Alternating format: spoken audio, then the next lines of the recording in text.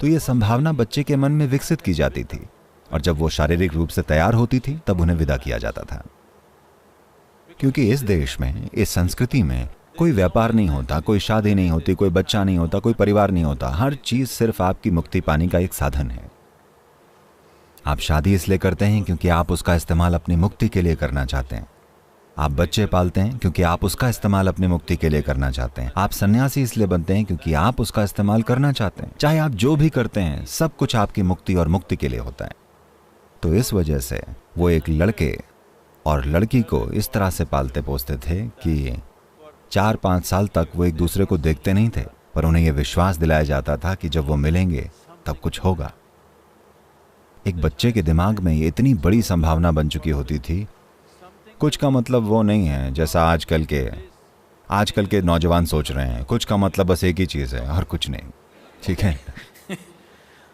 ये सिर्फ उस एक चीज़ के बारे में नहीं सोच रहे हैं। ये केवल 2 शरीरों का मिलन नहीं है, न ही सिर्फ 2 मनों और भावनाओं का मिलन है, बल्कि ये 2 जीवनों का एक हो जाना है। तो इसके लिए हमने बहुत सारे साधन बनाए हैं। आप जानते हैं, मंगलसूत्र नाम की एक चीज़ होती है। सूत्र यानी काइट को हिंदी में क्या कहते हैं? पतंग है ना। उसके लिए एक सूत्र होता है ना, या डोर।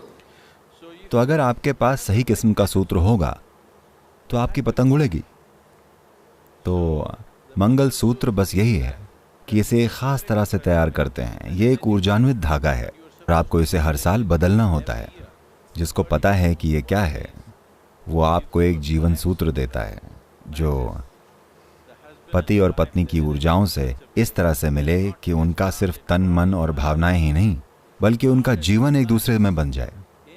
अतीत में कितनी ही बार ऐसा हुआ है, आजकल ऐसा होना कम हो गया है। अगर पति या पत्नी में से कोई एक मर जाए तो 40 दिन के अंदर अंदर उनका साथी भी ऐसे ही मर जाता है। क्या आपने इसके बारे में सुना है? yes. एक वक्त था जब फिल्मी लोग जन्म जन्म वाले गाना गाया करते थे। अब ये रिश्तों के एक्सपायरी डेट की बात कर रहे हैं। अब कोई जन्म जन्म वाले गाने नहीं आते। 2 जन्म सॉन्ग। क्योंकि मकसद 2 जानों को एक करने का था। तन कैसे मिलते हैं, मन कैसे मिलते हैं, भावनाएं कैसे मिलती हैं, वो उतना जरूरी नहीं था। 2 जानें एक में जुड़ रही हैं तो एक तरह का जुड़ाव होता था। उनमें से कई ने एक दूसरे से बात भी नहीं की होती थी। ये एक ऐसा जुड़ाव है जो समझाया नहीं जा सकता। उनमें इस मिलन का भाव इतना गहरा था क्योंकि एक वैज्ञानिक प्रक्रिया थी जिससे 2 जीवनों को ऐसे मिला दिया जाता था कि ऐसा कोई सवाल ही नहीं था कि तालमेल ना बैठे या ऐसा या वैसा, कोई फर्क नहीं पड़ता। आपकी शैतान से शादी हो गई फिर भी आप जुड़े रहेंगे और आपको अपने अंदर उल्लास का एहसास होगा, सिर्फ इसलिए क्योंकि आपको अपने अंदर मिलन का एक भाव महसूस होता है, ना कि इसलिए कि दूसरा कुछ कर रहा है। तो अब ऐसी शादी में कोई क्या करता है, आपके पति या पत्नी क्या करते हैं, इससे फर्क नहीं पड़ता। आप बस अपने अंदर जैसे हैं, वो एक बड़ा विस्फोटक अनुभव होता है। अतीत में बहुत सी महिलाएं ऐसी होती थीं क्योंकि प्रोसेस बड़ा वैज्ञानिक था और इसको ढंग से किया जाता था। तो वो हमेशा मेटल की अंगूठी अपने पैर के अंगूठे में, हाथ के अनामिका अंगूठी में पहना करते थे, क्योंकि अगर आपके शरीर में कुछ विशेष जगहों पर मेटल हो तो आप गलती से शरीर नहीं छोड़ेंगे। तो जब आप आध्यात्मिक साधना करते हैं और जब हम देखते हैं कोई बहुत ही तीव्रता पकड़ रहा है, तो पहली चीज़ ये कि उन्हें हम तांबे की एक सामान्य सी अंगूठी भेंट करते हैं जिसे उन्हें पहनना ज़रूरी है। ये पहनना ज़रूरी है और वो इसे बिना अनुमति के नहीं निकाल सकते, क्योंकि अगर ये साधारण सा मेटल उनकी अनामिका उंगली पर होगा और जब वो उल्लास के एक विशेष स्तर पर पहुंचेंगे तो गलती से वो अपने शरीर से बाहर नहीं फिसलेंगे। तो वो बहुत उल्लास की ऐसी अवस्थाओं में आई और स्वाभाविक रूप से उन्होंने थोड़े बहुत जेवर वगैरह पहन रखे थे। इन बातों की चर्चा इससे पहले कभी नहीं की गई थी। बहुत सी चीज़ें हैं जिनकी चर्चा से मैं इनकार कर देता हूँ, क्योंकि साधन तभी अच्छे से काम करते हैं जब लोगों को पता नहीं होता कि वो कैसे काम करते हैं। तो हम बस लोगों को इसे पहना देते हैं, कभी समझाते नहीं हैं। पर जब ऐसी स्थिति आई तो मुझे बताना पड़ा कि क्या हुआ है। वो वहाँ पर पूर्णिमा की शाम को सबके साथ बैठी हुई थी, आसपास लोग थे और 5 मिनट बाद, ये मंदिर की बात है, वो उठी और चली गईं। मेरी आंखें बंद थी, मुझे पता था वो उठी हैं। मुझे थोड़ी चिढ़न हुई क्योंकि बैठने के बाद कोई खड़ा नहीं होता। जब तक हम बताते नहीं कि समय हो गया है, कोई कभी उठता नहीं है। और बाकी सारे लोगों में से मेरी पत्नी उठकर जाती हैं। मुझे थोड़ी सी चिड़चिड़ाहट हुई कि वो इतने सारे लोगों में वो क्यों उठ रही हैं।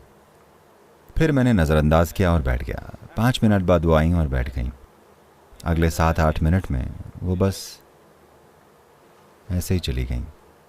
जब मैंने देखा वो जा चुकी थीं, अपने चेहरे पर एक बड़ी सी मुस्कान लिए हुए। फिर मैंने देखा उन्होंने अपने नाक से नथ उतार दी थी, उन्होंने अपनी चूड़ियां उतार दी थीं, अपने पैर से बिछिया उतार दी थी। देखिए, उन्हें ये बात बोध से नहीं पता थी, पर उस वक्त उन्हें ऐसा लगा कि यही चीज़ें उन्हें रोक रही हैं, और उन्होंने वो सब चीज़ें निकाल दी और वॉश बेसिन के पास रख दी और वापस आकर बैठ गईं। और आकर बैठने के अगले 7-8 मिनट में वो, पर यह किसी हादसे की वजह से नहीं हुआ था। उन्होंने ये बात ऐसा होने की 9 महीने पहले ही बता दी थी। उन्होंने मेरी बेटी को तैयार कर दिया था, जो उस समय सिर्फ 7 साल की थी, कि वो इस महीने जाने वाली हैं, पर कुछ कारणों से ये 1 महीने पहले हो गया। कई वजह हैं, वो अलग बात है, लेकिन इस देश में ये कोई नई बात नहीं है।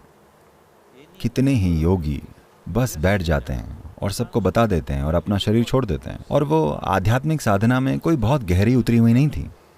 वो बस एक बड़ी जीवंत, वो या तो बहुत ऊपर होती थी या नीचे होती थी, वो या तो बिल्कुल उल्लासपूर्ण होती थी या बिल्कुल नीचे, उन्हें बीच का कुछ पता नहीं था। वो ऐसी नहीं थी जिनको आप योगी मान लें या साधना में स्थापित होंगी सोचें, ऐसा कुछ नहीं था।